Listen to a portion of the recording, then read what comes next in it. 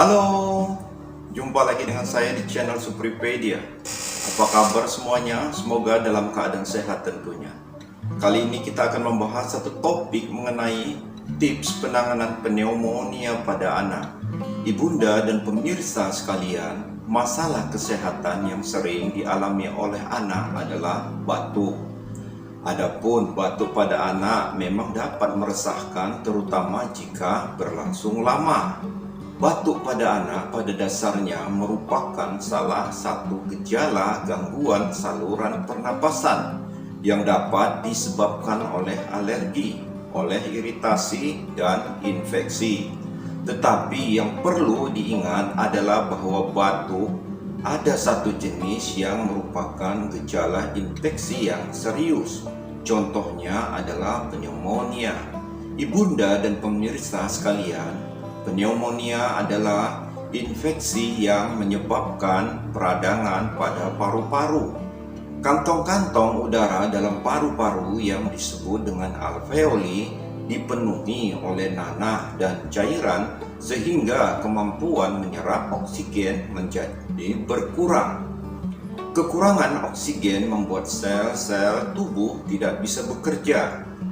Karena hal inilah anak penderita pneumonia bisa meninggal dunia karena radang akut yang menyerang jaringan paru dan sekitarnya.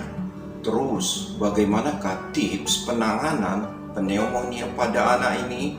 Untuk mengetahui caranya, tetaplah di channel ini dan jangan lupa subscribe. Ibunda dan pemirsa sekalian, pneumonia merupakan penyakit yang menjadi masalah di berbagai negara, terutama negara yang sedang berkembang termasuk Indonesia. Pneumonia menyebabkan lebih dari 5 juta kematian per tahun pada anak balita di negara berkembang. Berbagai mikroorganisme dapat menyebabkan pneumonia, antara lain virus, jamur, dan bakteri. Sedangkan beberapa faktor yang meningkatkan resiko kejadian dan derajat pneumonia adalah antara lain kelainan anatomi bawaan, kemudian gangguan sistem imun, adanya polusi, adanya aspirasi, serta adanya riwayat kelahiran BBLR, serta riwayat imunisasi yang tidak lengkap, dan adanya saudara serumah yang menderita batuk dan kamar tidur yang terlalu padat penghuninya. Ibunda dan pemirsa sekalian, diagnosis awal pneumonia ini ditegakkan berdasarkan keluhan orang tua saat membawa anaknya berobat ke poliklinik ataupun unit gawat darurat. Adanya batuk yang awalnya kering, kemudian menjadi berdahak dan berdarah. Kemudian gejala lain yaitu adanya sesak nafas, di mana jika usia anak kurang dari 2 bulan, napasnya lebih cepat dari 60 kali per menit. Jika usianya 2-12 bulan, napasnya lebih cepat dari 50 kali per menit. Sedangkan jika usianya 1-5 tahun, napasnya lebih cepat dari 40 kali per menit. Sedangkan untuk kategori sesak napas ditandai dengan napas yang pendek, hidung yang kembang kempis. Pada kasus pneumonia berat terlihat adanya tarikan dinding dada bagian bawah ke dalam. Ini yang disebut dengan retraksi. Kemudian terjadi kejang dan penurunan kesadaran. Selain itu juga dijumpai demam, kemudian dijumpai kesulitan makan dan minum, dan anak tampak lemah. Jika anak di bawah usia 5 tahun mungkin tidak menunjukkan gejala pneumonia yang khas. Pada anak yang demam dan sakit akut terdapat gejala nyeri perut, sedangkan pada bayi yang muda terdapat gejala pernapasan yang tidak teratur. Ibunda dan pemirsa sekalian, perlu dipahami bahwa untuk menegakkan diagnosa untuk pneumonia ini dilakukan pemeriksaan antara lain pemeriksaan radiologi berupa pemeriksaan foto ronsen dada, dan dilakukan juga pemeriksaan lab yang lain berupa darah lengkap untuk mengetahui adanya infeksi, dan juga dilakukan kultur darah untuk mengetahui jenis kuman. Sedangkan pemeriksaan uji tuberkulit selalu dipertimbangkan pada anak dengan riwayat kontak dengan penderita TBC dewasa. Pemeriksaan lain pada setiap anak yang dirawat inap karena pneumonia dilakukan pemeriksaan saturasi oksigen jaringan. Adapun kriteria rawat inap pada umumnya adalah anak kesulitan bernapas karena sesak napas yang berat, kemudian dijumpai biru atau sianosis, kemudian juga anak tidak bisa menyusu, makan, minum, dan selama perawatan di rumah sakit akan dilakukan beberapa tata laksana yang meliputi pemeriksaan saturasi oksigen. Dijumpai bila saturasi oksigennya yang rendah atau di bawah 92%, maka dilakukan terapi oksigen sehingga saturasi oksigen itu menjadi di atas 92%. Kemudian untuk asupan per oral pada anak yang sesak tentu ditunda, maka dilakukan pemberian minum atau makan melalui sonde lambung. Kemudian dilakukan pengawasan pemberian cairan yang ketat. Kemudian tentu dilakukan pemberian obat penurun panas untuk menjaga kenyamanan anak. Selain itu juga untuk mengencerkan dahak dilakukan pemberian penguapan atau nebulisasi.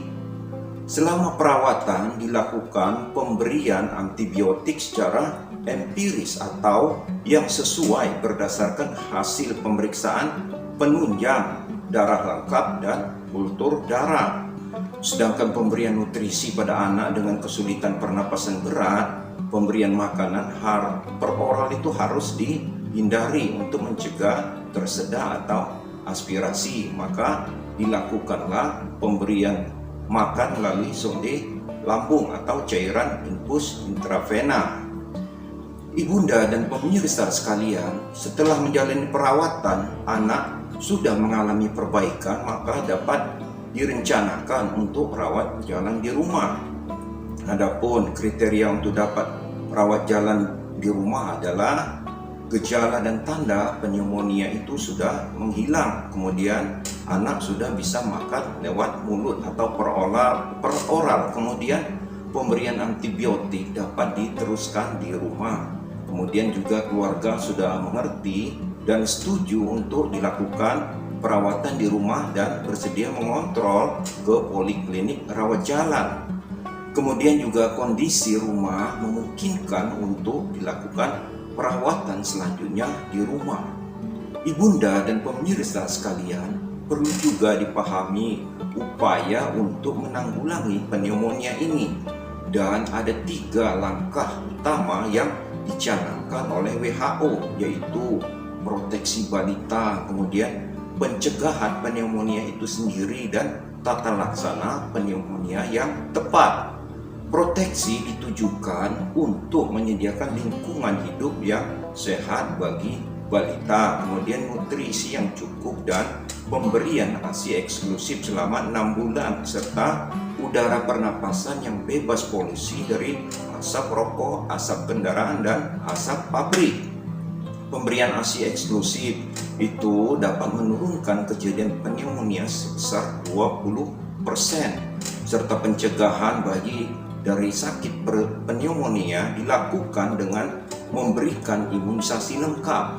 Namun untuk saat ini imunisasi pneumokokus masih dikelompokkan sebagai imunisasi pilihan. Imunisasi pilihan adalah imunisasi yang penyediaan vaksinnya belum diberikan secara gratis oleh pemerintah untuk seluruh anak.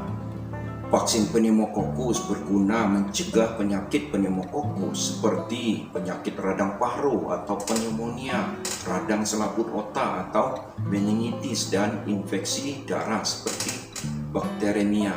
Kemudian prinsip pemberian vaksin pneumokokus ini pada anak adalah diberikan pada anak usia 2 bulan dengan interval 4-8 minggu dan diberikan selama 3 kali. Selain vaksinasi pneumokokus, jenis vaksin lain yang digunakan untuk mencegah infeksi pneumonia adalah vaksin HIV. Di negara berkembang, bakteri Haemophilus influenza tipe B atau HIV merupakan penyebab pneumonia dan radang otak atau meningitis yang utama. Di Indonesia, vaksin HIV telah masuk dalam program nasional imunisasi untuk bayi. Pemberian vaksin HIV pada anak dilakukan secara bertahap sebanyak 3 kali, yaitu pada saat anak berusia 2 bulan, 3 bulan, dan 4 bulan. Selain itu, vaksin HIV ulang dapat diberikan 1 tahun kemudian ketika anak berusia 15 sampai 18 bulan. Ibunda dan pemirsa sekalian, demikianlah tips penanganan pneumonia pada anak. Kiranya bermanfaat bagi ibunda dan pemirsa sekalian. Dan untuk kelanjutan program ini, jangan lupa subscribe dan like. Dan jika ada pertanyaan dapat diisi di kolom komentar. Sekian dan terima kasih serta salam sehat.